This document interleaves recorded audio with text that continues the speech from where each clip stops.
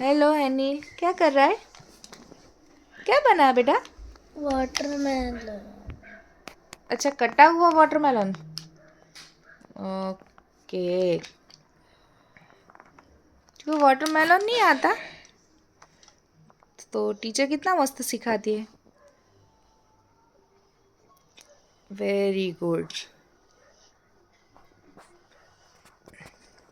ये क्या है अंदर, ये वाला, ये डॉट डॉट? बीच। वाटरमेलन के बीच तक बना दिए। Very good. खुद से बनाया या देख देख के? खुद से। ओके, अच्छा है। तो यही करते हो तो पूरा दिन मस्ती करने की वजह से कितना तूफान करते हो तो।